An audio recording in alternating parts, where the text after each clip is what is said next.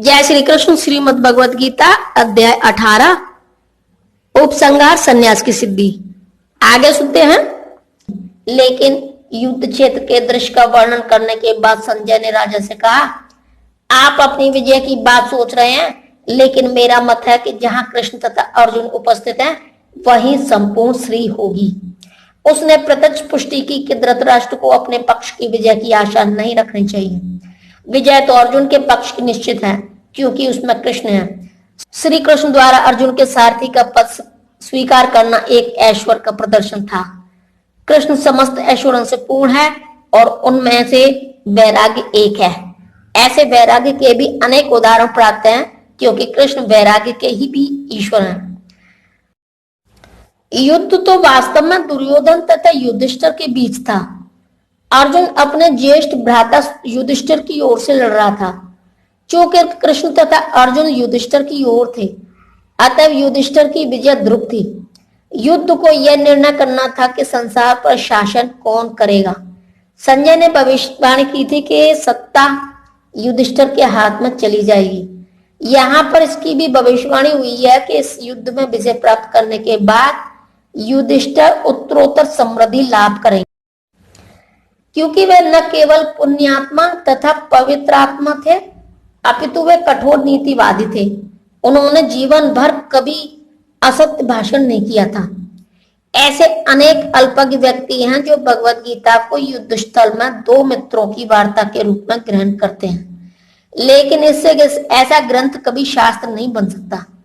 कुछ लोग विरोध कर सकते हैं कि कृष्ण ने अर्जुन को युद्ध करने के लिए उकसाया, जो अनैतिक है, लेकिन वास्तविकता तो यह है कि भगवत गीता नीति का परम आदेश है। यह नीति विषयक आदेश 9वें अध्याय के 34वें श्लोक में है। मन मना भव मद भक्त, मनुष्य को कृष्ण का भक्त बनना चाहिए और सारे धर्मों का सार है कृष्ण की शरणागति। सर्वधर्मान परित्यज्य मामेकम शरणम व्रज। भगवत गीता का आदेश धर्म तथा नीति की परम विधि है। अन्य सारी विधियां भले ही शुद्ध करने वाली तथा इस विधि तक ले जाने वाली हो, लेकिन गीता का अंतिम आदेश समस्त नीतियों तथा धर्मों का सार वचन है। कृष्ण की शरण ग्रहण करो या कृष्ण को आत्मसमर्पण करो। यह 18वें अध्याय का मत है। भगवत गीता से हम ये समझ सकते हैं कि ज्ञान तथा ध्यान द्वारा अपनी अनुभूति एक विधि है, लेकिन कृष्ण की शरणागति सर्वोच्च सिद्धि है। यह भगवत गीता के उपदेशों का सार है। वर्णाश्रम धर्म के अनुसार अनुष्ठानों यानी कि कर्मकांड का मार्ग ज्ञान का गुहा मार्ग हो सकता है, लेकिन धर्म के अनुष्ठान के गुहा होने पर भी ध्यान तथा ज्ञान गुहत्तर है तथा पूर्ण कृष्ण भावना भावित होकर भक्ति में कृष्ण की शरणागति गुहात्तम उपदेश है। यही 18वें अध्याय का सार है। भगवत गीता की अन्य विशेषता यह है कि वास्तविक सत्य भगवान कृष्ण है। परम सत्य की अनुभूति 3 रूपों में होती है: निर्गुण ब्रह्मा, अंतर्यामी परमात्मा तथा भगवान श्री कृष्ण। परम सत्य के पूर्ण ज्ञान का अर्थ है कृष्ण का पूर्ण ज्ञान। यदि कोई कृष्ण को जान लेता है तो ज्ञान के सारे विभाग इसी ज्ञान के अंश हैं। कृष्ण दिव्य हैं, क्योंकि वे अपनी नित्य अंतरंगा शक्ति में स्थित रहते हैं। जीव उनकी शक्ति से प्रकट है और 2 श्रेणी के होते हैं, नित्यबद्ध तथा नित्य मुक्त।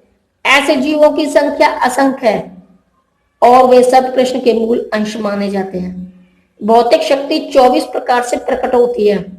सृष्टि शाश्वत काल द्वारा प्रभावित है और बहिरंगा शक्ति द्वारा इसका सृजन तथा संहार होता है। यह दृश्य जगत पुनः पुनः प्रकट तथा अप्रकट होता रहता है। भगवत गीता में 5 प्रमुख विषयों की व्याख्या की गई है: भगवान, भौतिक प्रकृति, जीव, शाश्वत काल तथा सभी प्रकार के कर्म। सब कुछ भगवान कृष्ण पर आश्रित है। परम सत्य की सभी धारणाएं, निराकार ब्रह्मा, अंतर्यामी परमात्मा तथा अन्य दिव्य अनुभूतियां भगवान के ज्ञान की कोटि में सन्निहित हैं।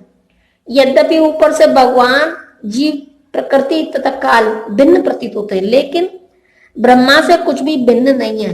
लेकिन ब्रह्मा सदैव समस्त वस्तुओं से भिन्न है।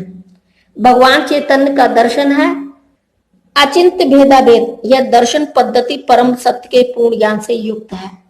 जीव अपने मूल रूप में शुद्ध आत्मा है, वह परमात्मा का एक परमाणु मात्र है। इस प्रकार भगवान कृष्ण की उपमा सूर्य से दी जा सकती है और जीवों की सूर्य प्रकाश से, चूंकि सारे जीव कृष्ण की तटस्था शक्ति है, अतः उनका संसर्ग भौतिक शक्ति यानी कि अपरा तथा आध्यात्मिक शक्ति यानी कि परा से होता है। दूसरे शब्दों में जीव भगवान की दो शक्तियों के मध्य में स्थित है और चूंकि उसका संबंध भगवान की पराशक्ति से है, अतः उसमें किंचित स्वतंत्रता रहती है। इस स्वतंत्रता के सदुपयोग से ही वह कृष्ण के प्रत्यक्ष आदेश के अंतर्गत आता है। इस प्रकार वह हार्दिनी शक्ति की अपनी सामान्य दशा को प्राप्त होता है। इस प्रकार श्रीमद् भगवत गीता के 18वें अध्याय उपसंहार संन्यास की सिद्धि का भक्ति वेदांत तात्पर्य पूर्ण हुआ। जय श्री कृष्ण।